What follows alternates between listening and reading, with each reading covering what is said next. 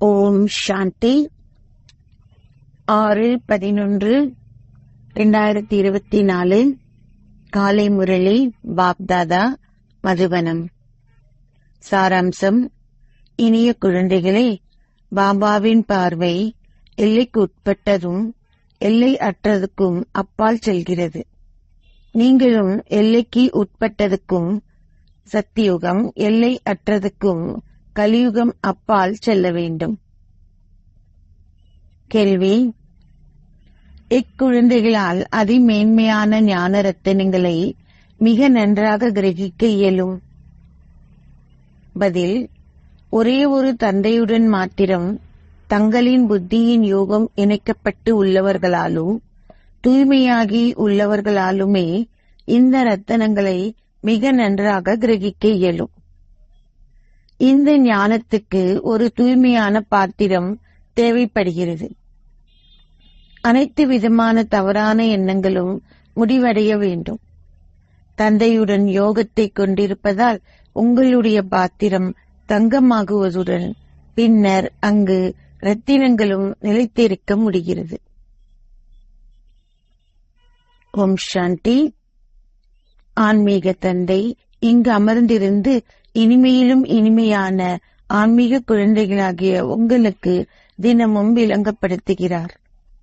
இந்த உலக சக்கரத்தின் ஞானம், பக்தி, விருப்பமின்மை என்பன உருவாக்கப்பட்டுள்ளன என்பது குழந்தைகளாகிய உங்களுக்கு விளங்கப்படுத்தப்பட்டுள்ளது.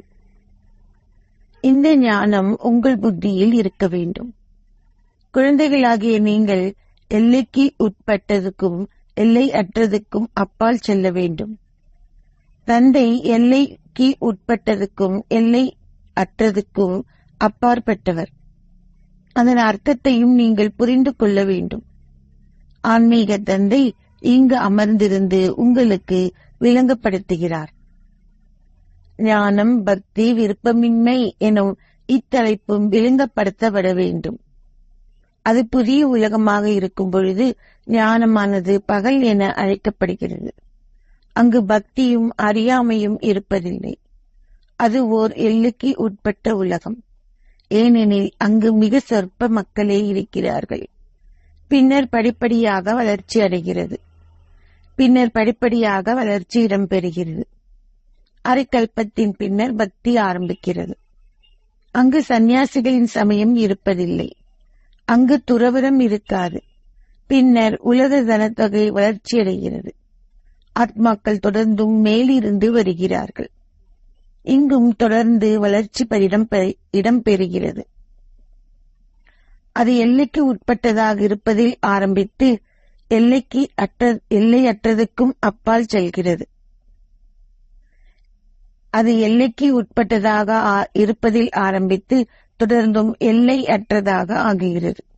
தந்தையின் பார்வை எல்லைக்கு உட்பட்டதுக்கும் எல்லை அற்றதுக்கும் அப்பால் செல்கிறது. மிக சொற்ப குழந்தைகளே எல்லைக்கு உட்பட்டதில் இருக்கிறார்கள் என்பதையும் பின்னர் ராவண ராஜ்யத்தில் அதிக வளர்ச்சி இடம்பெறுகிறது என்பதையும் அவர் அறிவார். இப்பொழுது நீங்கள் எல்லைக்கு உட்பட்டதுக்கும் எல்லையற்றதுக்கும் அப்பால் செல்ல வேண்டும். சத்திய யுகத்தில் உலகம் மிகவும் சிறியதாக உள்ளது. அங்கு துறவரமோ அல்லது விருப்பமின்மையோ இருக்காது. பின்னர் தோபர யுகத்தில் ஏனைய சமயங்கள் ஆரம்பிக்கின்றன. தங்கள் வீடுகளையும் குடும்பங்களையும் துறக்கின்ற சந்நியாசிகளின் சமயம் உள்ளது. அனைவரும் இவ்விடயங்களை பற்றி அறிந்து கொள்ள வேண்டும். அது அர்த்தயோகம் எனவும் எல்லைக்கு உட்பட்ட துறவரம் எனவும் அழைக்கப்படுகிறது. தங்கள் வீடுகளையும் குடும்பங்களையும் துறந்து அவர்கள் காடுகளுக்கு செல்கிறார்கள். தோபர யுகத்தில் பக்தி ஆரம்பிக்கிறது. இந்த ஞானம் எதுவுமே இல்லை. ஞானம் என்றால் சத்திய திரேதா யுகங்களும் சந்தோஷமும் என்று அர்த்தமாகும்.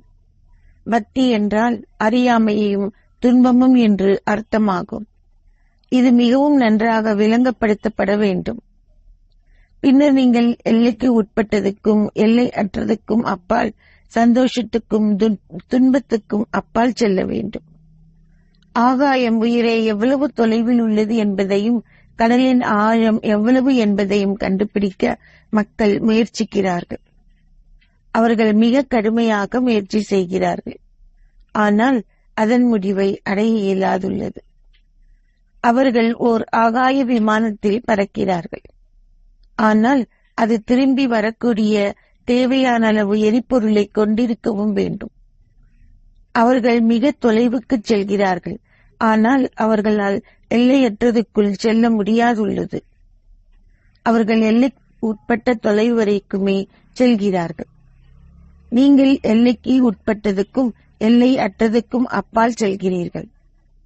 புதிய உலகம் ஆரம்பத்தில் எல்லைக்கு உட்பட்டதாக இருந்தது என்பதை இப்பொழுது உங்களால் புரிந்து கொள்ள முடியும். மிக சொற்ப மக்களே இருக்கிறார்கள். அது சத்யுகம் என்று அழைக்கப்படுகிறது. குழந்தைகளாகிய நீங்கள் படைப்பின் ஆரம்பம், மத்தி, இறுதி பற்றிய ஞானம் உடையவர்களாக இருக்க வேண்டும். வேறெவரிடமும் இந்த ஞானம் கிடையாது. உங்களுக்கு விளங்கப்படுத்துபவர் எல்லைக்கு உட்பட்டதுக்கும் எல்லை அற்றதுக்கும் அப்பாற்பட்ட தந்தையாவார். இதை வேறு எவராலும் உங்களுக்கு விளங்கப்படுத்த முடியாது. அவர் உங்களுக்கு படைப்பின் ஆரம்பம், மத்தி, இறுதி பற்றிய ரகசியங்களை விளங்கப்படுத்துகிறார். அவர் பின்னர் கூறுகிறார், நீங்கள் இதற்கு அப்பாற் செல்ல வேண்டும். அங்கு எதுவும் கிடையாது. மக்கள் எவ்வளவு தொலைவுக்கு சென்றாலும் எங்கும் ஆகாயமே இருக்கிறது. அது எல்லைக்கு உட்பட்டதுக்கும் எல்லை அற்றதுக்கும் அப்பால் செல்லுதல் என அழைக்கப்படுகிறது. எவராலும் முடிவை அடைய முடியாது. அது முடிவற்றது என்று அவர்கள் கூறுவார்கள். அது முடிவற்றது என்று கூறுவது இலகுவானது. ஆனால் அவர்கள் முடிவற்றது என்பதன் அர்த்தத்தை புரிந்து கொள்ள வேண்டும். தந்தை இப்பொழுது உங்களுக்கு புரிந்துணர்வை கொடுக்கிறார். தந்தை கூறுகின்றார், நான் எல்லைக்கு உட்பட்டதையும் எல்லையற்றதையும் அறிவேன். இன்ன சமயம் இன்ன காலத்தில் ஸ்தாபிக்கப்பட்டது. உங்களின் பார்வை சத்யுகத்தின் எல்லைக்கும் பின்னர் எல்லையற்ற கலியுகத்தையும் நோக்கி செல்கிறது. பின்னர் நாங்கள் எதுவுமே இல்லாததற்கு அப்பால் செல்வோம். சூரிய சந்திரனுக்கும் அப்பால் உள்ள அமைதி தாமமாகிய எங்களின் இனிய வீட்டுக்கு நாங்கள் செல்கிறோம். உண்மையில் சத்திய யுகம் கூட அமைதியும் ராஜ்ய பாக்கியமும் சந்தோஷமும் உள்ள எங்கள் இனிய வீடாகும். அங்கு அவை இரண்டும் உள்ளன. நாங்கள் வீட்டுக்கு செல்லும் பொழுது அங்கு அமைதி மாத்திரமே இருக்கும். அங்கு சந்தோஷத்தை பற்றி நீங்கள் குறிப்பிட மாட்டீர்கள். இப்பொழுது நீங்கள் அமைதியையும் அத்துடன் அமைதியையும் சந்தோஷத்தையும் ஸ்தாபிக்கிறீர்கள்.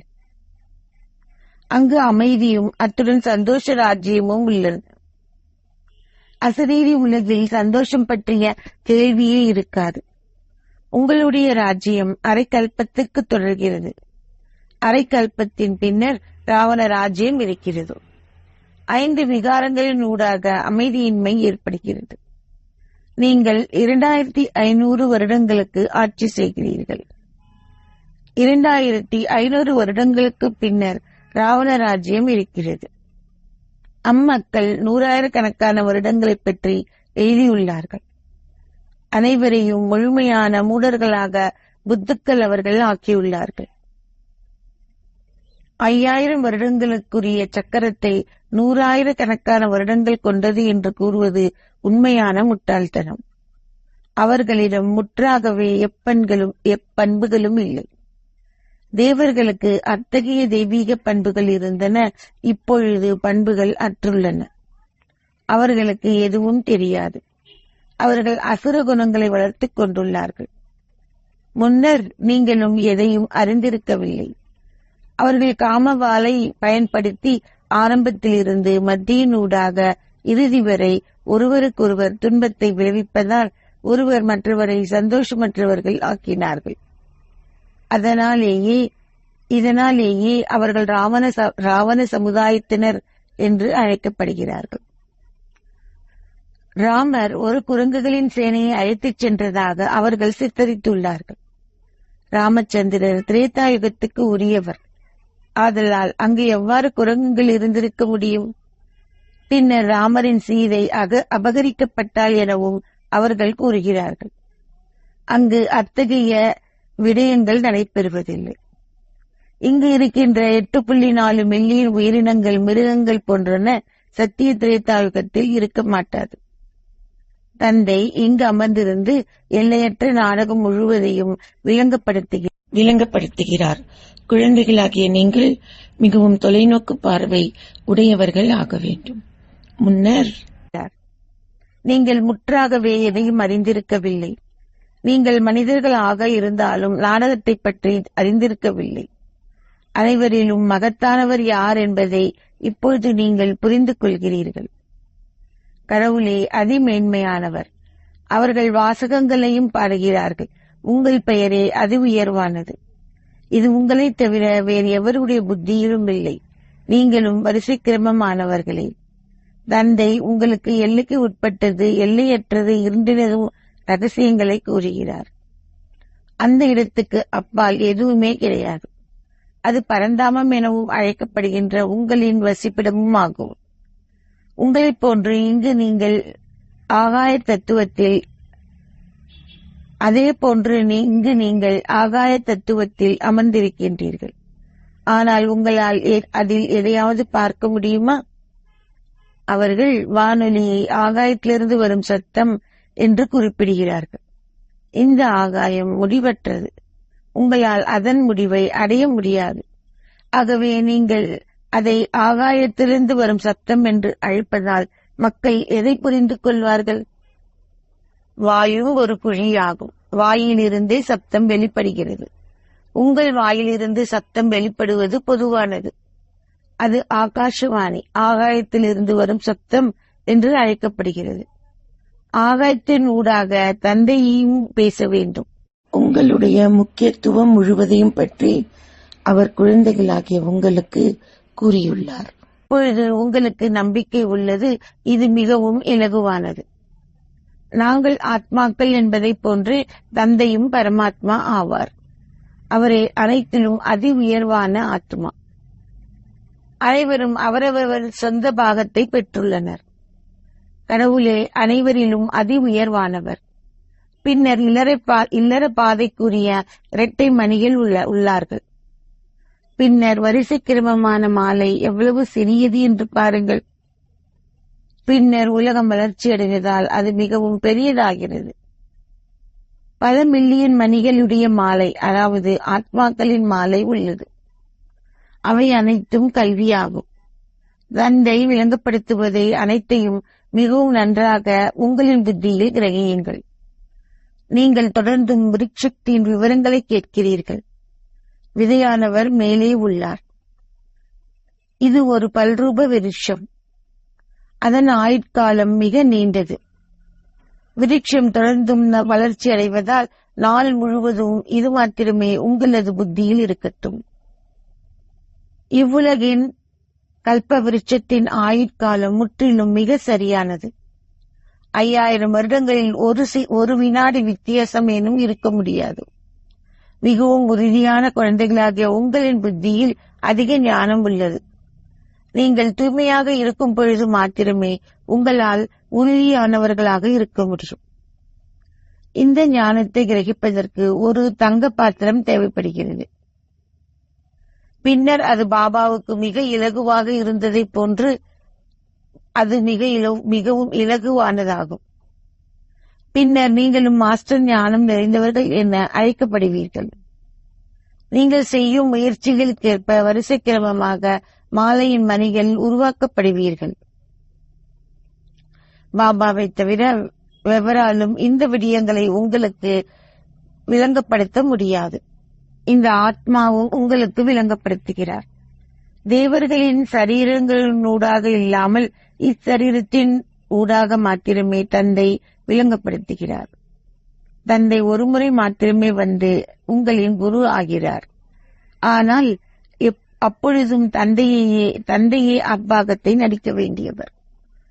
5000 வருடங்களுக்குரிய காலத்தில் அவர் வந்து தனது பாகத்தை நடிப்பார். தந்தை விளங்கப்படுத்துகிறார், நானே அதிமேன்மையானவர். பின்னர் இரட்டை மணிகள் உள்ளார்கள். ஆரம்பத்தில் சக்கரவர்த்தினியாக இருப்பவர்கள் பின்னர் இறுதியில் ஆதி தேவராகவும் ஆதி தேவியாகவும் வருகிறார்கள். உங்களின் புத்தியில் இந்த ஞானம் அனைத்தும் உள்ளது. இதை நீங்கள் எங்கேயாவது விளங்கப்படுத்தினால் அவர்கள் வியப்படைவார்கள். நீங்கள் கூறுவது சரியே. மனித உலக விருட்சத்தின் விதையானவர் மாத்திரமே ஞானம் இழந்தவர். அவரை தவிர எவராலும் ஞானத்தை கொடுக்க முடியாது. இவ்விடயங்கள் அனைத்தும் கிரகிக்கப்பட வேண்டும். ஆனால் குழந்தைகளால் அவற்றை கிரகிக்க இயலாது உள்ளது. அது மிகவும் எளிமையானது. அதில் சிரமம் கிடையாது. நினைவு யாத்திரை தேவைப்படுகிறது. அதனால் ஒரு தூய்மையான பாத்திரத்தில் ரத்தினங்கள் நிலைத்திருக்க முடிகிறது. இவையே அதிமென்மையான ரத்தினங்கள். பாபாவும் ஒரு நகை வியாபாரியாக இருந்தார். அவர் மிகச்சிறந்த வைரங்களையும் மரகதங்களையும் பெறுவது வழக்கம். அவர் அவற்றை அழகாக பஞ்சு பதிக்கப்பட்ட வெள்ளை பிழைகளில் வைப்பார். அவற்றை பார்த்த எவரும் கூறுவார்கள், இது முதல் தரமான ஒன்று. இங்கும் அதே போல் சிறந்த கொள்கலன்களில் சிறந்த பொருட்கள் இருப்பது பார்ப்பதற்கு அழகாகும். உங்களின் காதுகள் இதை கேட்கின்றன. நீங்கள் அதை கிரகிக்கிறீர்கள். தூய்மையும் இருந்து உங்கள் புத்தியின் யோகமும் தந்தையுடன் இணைக்கப்பட்டிருப்பின் நீங்கள் அதை நன்றாக கிரகிப்பீர்கள். இல்லாவிட்டால் அனைத்தும் வெளியேறிவிடும். ஓர் ஆத்மா மிகவும் சின்னஞ்சிறியவரும் அதில் அதிக ஞானத்தால் நிரப்பப்பட்டுள்ளவரும் ஆவார். அத்தகையதொரு சிறந்த தூய்மையான பாத்திரம் தேவைப்படுகிறது. எந்த எண்ணங்களும் எழக்கூடாது. தவறான தீய எண்ணங்கள் அனைத்தும் முடிவடைய வேண்டும். ஏனைய அனைத்திலிருந்தும் உங்களின் புத்தியின் யோகத்தை அகற்றுங்கள். என்னிடம் யோகம் செய்வதால் உங்களின் பாத்திரம் தங்கமாக்கப்படுவதால் அதில் ரத்தினங்கள் நிலைத்திருக்க முடியும். பின்னர் நீங்கள் தொடர்ந்தும் ஏனையோருக்கு தானம் அளிக்க முடியும். பாரதம் ஒரு மகாதானியாக கருதப்படுகிறது. மக்கள் பெருமளவு பௌதீக செல்வத்தை தானம் செய்கிறார்கள். எவ்வாறாயினும் இதுவே அழிவற்ற ஞான ரத்தினங்களின் தானமாகும். உங்களின் சரீரங்கள் உட்பட அனைத்தையும் துறந்து விடுங்கள். உங்களின் புத்தியின் யோகம் ஒரே ஒருவரிடம் இணைக்கப்பட்டு இருக்கட்டும். நாங்கள் தந்தைக்கு உரியவர்கள். இதிலேயே முயற்சி தேவைப்படுகிறது. தந்தை உங்களுக்கு உங்களின் இலக்கையும் லட்சியத்தையும் கொடுக்கிறார். முயற்சி செய்வது குழந்தைகளின் கடமை. இப்பொழுது மாத்திரமே உங்களால் அத்தகையதொரு உயர்ந்த அந்தஸ்தை கோர முடியும். தவறான அல்லது தூய்மையற்ற எண்ணங்கள் இல்லாதிருக்கட்டும். தந்தை மாத்திரமே ஞானக்கடல். அவர் எல்லைக்கு உட்பட்டதுக்கும் எல்லை அற்றதுக்கும் அப்பாற்பட்டவர். அவர் இங்கு அமர்ந்திருந்து அனைத்தையும் விளங்கப்படுத்துகிறார். பாபா உங்களை பார்த்துக் கொண்டிருக்கிறார் என்று நீங்கள் எண்ணுகிறீர்கள். ஆனால் உண்மையில் பாபா சொல்கிறார், நான் எல்லைக்கு உட்பட்டதுக்கும் எல்லைக்கு அற்றதுக்கும் அப்பால் மேலே செல்கிறேன். நானே அவ்விடத்தில் வசிக்கிறேன். நீங்களும் எல்லைக்கு உட்பட்டதுக்கும் எல்லை அற்றதுக்கும் அப்பால் செல்ல வேண்டும். சாதாரண அல்லது தூய்மையற்ற எண்ணங்கள் இல்லாது இருக்கட்டும். இதற்கு முயற்சி தேவை. வீட்டில் உள்ள குடும்பங்களுடன் வசிக்கையில் ஒரு தாமரை மலரை போன்று நீங்கள் வாழ வேண்டும். உங்களின் இதயம் பாபாவை நினைவு செய்கையில் உங்களின் கரங்கள் வேலையை செய்யட்டும். பல இல்லறத்தவர்கள் உள்ளார்கள். இங்கே வசிக்கும் குழந்தைகள் இல்லறத்தவர்களைப் போன்று அதிக அளவு ஞானத்தை பெறுவதில்லை. நிலையங்களை நடத்தி முரளியை வாசிப்பவர்களும் சித்தி அடைவதில்லை. ஆனால் கற்பனை மாற்றம் செய்பவர்கள் உயர்வடைகிறார்கள். நீங்கள் மேலும் முன்னேறுகையில் தொடர்ந்தும் நீங்கள் அனைத்தையும் அறிந்து கொள்வீர்கள். பாபா உங்களுக்கு கூறும் அனைத்து விடயங்களும் மிகச் சரியானவை. கற்பித்த சிலரும் மாயையால் உண்ணப்படுகிறார்கள். மாயை சில மகாரதிகளை விழுங்குவதை பூர்த்தி செய்தார். இப்போது அவர்கள் இங்கு இல்லை. அவர்கள் மாயையால் ஆதிக்கம் செலுத்தப்பட்டு துரோகிகள் ஆகுகிறார்கள். வெளிநாட்டிலும் சிலர் துரோகிகள் ஆகுகிறார்கள். அவர்கள் வேறு இடங்களுக்கு சென்று அங்கு தஞ்சம் அடைகிறார்கள். அவர்கள் சக்தி வாய்ந்த பக்கத்தை நோக்கி செல்கிறார்கள். இந்நேரத்தில் மரணம் நேரே உள்ளதால் அவர்கள் பெருமளவு சக்தியை உடையவரை நோக்கி செல்கிறார்கள். தந்தை மாத்திரமே சக்தி நிறைந்தவர் என்பதை இப்பொழுது நீங்கள் புரிந்து கொள்கிறீர்கள். தந்தையே சர்வ சக்திவான். எங்களுக்கு கற்பிப்பதால் அவர் எங்களை உலகம் முழுவதும் எங்களை முழு உலகினதும் அதிபதிகள் ஆக்குகிறார். அங்கு நாங்கள் அனைத்தையும் பெறுகிறோம். நாங்கள் அடைவதற்கு முயற்சி செய்ய தேவை ஏற்படும் அளவுக்கு அங்கு எதற்கும் குறைவிருக்காது. அங்கு உங்களிடம் இல்லாதது எதுவுமே இல்லை. அதிலும் நீங்கள் செய்த முயற்சிகளுக்கு ஏற்ப வரிசைக்கிரமமாக ஒரு அந்தஸ்தை அடைகிறீர்கள். தந்தையை தவிர எவருக்கும் இவ்விடயங்கள் தெரியாது. அனைவரும் பூஜிப்பவர்கள். மகத்துவமான சங்கராச்சாரியர்கள் போன்றோர் உள்ளார்கள். அவர்களின் புகழையும் பாபா உங்களுக்கு கூறுகிறார். முதலில் அவர்களை பாரதத்துக்கு தூய்மையான சக்தி மூலம் நன்றாக ஆதாரம் அளிப்பதற்கு கருவிகள் ஆகுபவர்கள். அதாவது அவர்கள் சதோ பிரதானமாக இருக்கும் பொழுது ஆகும். அவர்கள் இப்பொழுது தமோ பிரதானாக உள்ளார்கள். இப்பொழுது அவர்களுக்கு என்ன சக்தி இருக்கிறது? பூஜிப்பவர்களாக இருந்த நீங்கள் இப்பொழுது பூஜிக்கத்தக்கவர்கள் ஆகுவதற்கு முயற்சி செய்கிறீர்கள். பூஜிப்பவர்களாக இருந்த நீங்கள் இப்பொழுது பூஜிக்கத்தக்கவர்கள் ஆகுவதற்கு முயற்சி செய்கிறீர்கள். இப்பொழுது உங்களின் புத்தியில் ஞானம் அனைத்தும் உள்ளது. உங்கள் புத்தி இவ்விடயங்களை கிரகித்து தொடர்ந்தும் அவற்றை ஏனையோருக்கு விளங்கப்படுத்த வேண்டும். தந்தையை நினைவு செய்யுங்கள். முழு பிரச்சினதும் ரகசியங்களை தந்தை மாத்திரமே விளங்கப்படுத்துகிறார். குழந்தைகளாகிய நீங்கள் இனிமையானவர்கள் ஆக வேண்டும். இது ஒரு யுத்தம் இல்லையா? மாயையின் பல புயல்கள் வருகின்றன. அனைத்தும் சகித்துக் கொள்ளப்பட வேண்டும். நீங்கள் தந்தையின் நினைவில் நிலைத்திருக்கும் போது புயல்கள் அனைத்தும் அகன்றுவிடும். உங்கள் வாயினால் ஒரு மையை இடுகின்ற அர்த்தம் தாய் என்னும் நாடகத்தை அவர்கள் காட்டுகிறார்கள். உங்களின் வாயில் மணியை இடும் பொழுது மாயை சென்று விடுகிறாள். மணியானது அகற்றப்படும் பொழுது மாயை வருகிறாள். தொட்டார் சினுங்கி தாவரமும் உள்ளது. நீங்கள் அதை தொட்டவுடன் அது வாடுகிறது. மாயை மிகவும் திறமைசாலி. அத்தகைய ஒரு மேன்மையான கல்வியை நீங்கள் கற்றுக்கொண்டு இங்கு அமர்ந்திருக்கையில் அவள் உங்களை விழ வைக்கிறாள். இதனாலேயே தந்தை தொடர்ந்தும் விளங்கப்படுத்துகிறார், உங்களை சகோதரர்களாக கருதுங்கள். உங்களால் எல்லைக்கு உட்பட்டதுக்கும் எல்லையற்றதுக்கும் அப்பால் செல்ல முடியும். சரீரம் எஞ்சிராது விட்டால் உங்களின் பார்வை எப்பக்கம் செல்லும்? நீங்கள் அதிக அளவு முயற்சி செய்ய வேண்டும். அதை பற்றி கேட்கும் பொழுது நீங்கள் உணர்வற்றவர்கள் ஆகக்கூடாது. ஒவ்வொரு கல்பத்திலும் உங்களின் முயற்சி தொடர்வதுடன் உங்களின் ராஜ்ய பாக்கியத்தையும் நீங்கள் கோருகிறீர்கள். தந்தை கூறுகிறார், நீங்கள் கற்றுள்ள அனைத்து விஷயங்களையும் மறவுங்கள். ஆனால் நீங்கள் முன்னர் ஒரு பொழுதும் கேட்டிராத விடயங்களை செவிமடித்து நினைவை கொண்டிருங்கள். அது பக்தி மார்க்கம் என்று அழைக்கப்படுகிறது. நீங்கள் ராஜ ரிஷிகள். விரித்த தலைமுடியுடன் முரளி வகுப்பை நடாத்துங்கள்.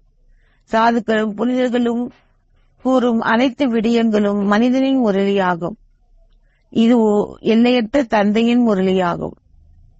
சத்திய திரேதா யுகங்களில் முரளி ஞானத்துக்கான அவசியமே இல்லை. அங்கு ஞானத்துக்கோ அல்லது பக்திக்கோ அவசியமில்லை. சங்கம யுகத்திலேயே நீங்கள் இந்த ஞானத்தை பெறுகிறீர்கள். தந்தை மாத்திரமே அதை உங்களுக்கு கொடுப்பவர். அச்சா, நல்லது. இனிமையிலும் இனிமையான அன்பிற்குரிய எப்போதோ தொலைந்து இப்போது கண்டெடுக்கப்பட்டிருக்கும் குழந்தைகளுக்கு உங்கள் தாய் தந்தையாக இருக்கும் பாப்தாதாவின் அன்பும் நினைவுகளும் காலை வந்தனங்களும். ஆன்மீக தந்தை ஆன்மீக குழந்தைகளுக்கு நமஸ்தே சொல்கிறார். ஆன்மீக தந்தைக்கு ஆன்மீக குழந்தைகளின் அன்பு நினைவுகள் மற்றும் நமஸ்தே. தாரணைக்கான சாராம்சம் 1. உங்கள் புத்தி ஞான ரத்தினங்களை கிரகித்து அவற்றை தானம் செய்யட்டும். நீங்கள் ஒரு பொழுதும் தவறான அல்லது தூய்மையற்ற எண்ணங்கள் எதனையும் கொண்டிராத அளவிற்கு எல்லைக்கு உட்பட்டதுக்கும் எல்லை அற்றதற்கும் அப்பால் இருக்கும் அத்தகையது ஒரு ஸ்திதியே இருங்கள். ஆத்மாக்களாகிய நீங்கள் சகோதரர்கள் என்னும் விழிப்புணர்வை கொண்டிருங்கள். 2.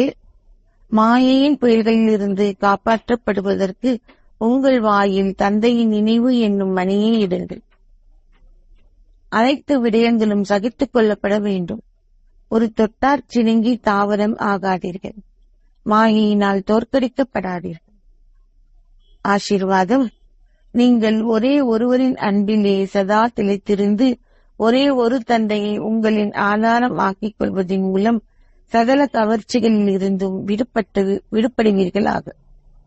நீங்கள் ஒரே ஒருவரின் அன்பிலே சதா திளைத்திருந்து ஒரே ஒரு தந்தையை உங்களின் ஆதாரம் ஆக்கிக் கொள்வதன் மூலம் சகல கவர்ச்சிகளில் இருந்தும் விடுபடுவீர்களாக.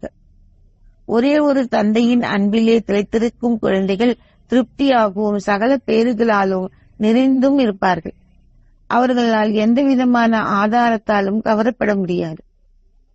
அவர்கள் இலகுவாக வேறு எவருக்கும் இன்றி ஒரே ஒரு தந்தைக்கு சொந்தமாக இருப்பதை அனுபவம் செய்வார்கள். ஒரே ஒரு தந்தையே அவர்களின் உலகம்.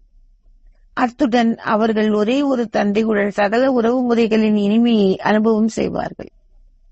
அவர்களுக்கு சகல பேறுகளின் அடிப்படையும் ஒரே ஒரு தந்தையே. சொத்துக்களோ அல்லது வசதிகளோ இல்லை. இதனாலேயே அவர்கள் இலகுவாக கவர்ச்சிகளில் இருந்து விடுபடுகிறார்கள்.